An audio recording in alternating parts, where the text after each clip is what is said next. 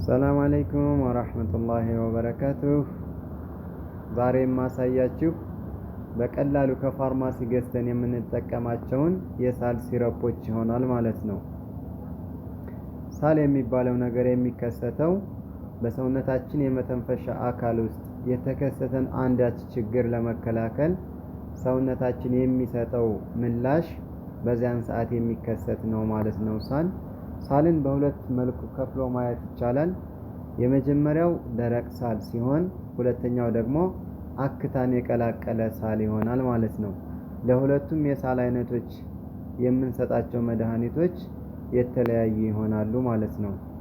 የመጀመሪያው ደረቅ ሳል ከሆነና ምንም አይነት አክታ ከሌለው ዴክስትሮሜቶርፋን የተባለውን ሲረፕ መውሰድ እንችላለን ማለት ነው። ዴክስትሮሜቶርፋን ሳል እንዲከሰት የሚያደርገውን የአእምሮ ክፍላችንን የሳል ድግግሞሹ እንዲቀንስ በማድረግ ከሰውነታችን ላይ ሳልን ለማስወገድ የሚረዳን ሲረፕ ነው ማለት ነው። ይህ ሲረፕ ሳሉ የመጣበትን ኮዝ ሊያክምልን አይችልም። ነገር ግን ሳሉን በቀላሉ ከሰውነታችን እንዲወገድ የሚረዳን መድኃኒት ነው ማለት ነው። ሁለተኛው የሳል አይነት አክታን የቀላቀለ ሳል ከሆነ ለዚህ አይነት ሳል የሚታዘዘው መድኃኒት ደግሞ ጎፈንሲን ሲረፕ ይባላል ማለት ነው። ጎፈንሲን ሲረፕ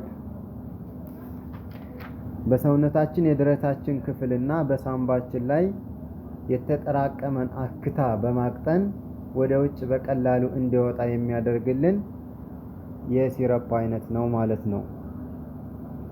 ይህንን መድኃኒት በምንወስድበት ጊዜ በቂ ውሃ መውሰድ ይመከራል። ከሰውነታችን ውስጥ ያለውን አክታ በቀላሉ እንዲወገድ ለማድረግ መድኃኒቱን በምንወስድ ሰዓት በቂ ውሃ ልንወስድ ይገባል ማለት ነው። ሶስተኛው የሳል ሲረፕ የማሳያችሁ ኮፍ ጀል ይባላል። ኮፍ ጀል ሲረፕ ከሁለቱም የሲረፕ አይነቶች ተመራጭ የሆነ ሲረፕ ነው። በውስጡም ጎፈንሲን ሲረፕን እንደዚሁም ደግሞ ዴክስትሮሜቶርፋን ሲረፕን እንደዚሁም ደግሞ ክሎርፊናማይን ሲረፕን በአንድ ላይ አርጎ የያዘ ሲረፕ ኮፍ ጀል ሲረፕ ይባላል ማለት ነው። ስለዚህ ኮፍ ጀል ሲረፕ ለደረቅ ሳል፣ አክታ ላለው ሳል እንደዚሁም ደግሞ በአላርጂ ምክንያት ለሚመጣ ሳል ለማከም ተመራጭ የሆነ ሲረፕ ነው ማለት ነው።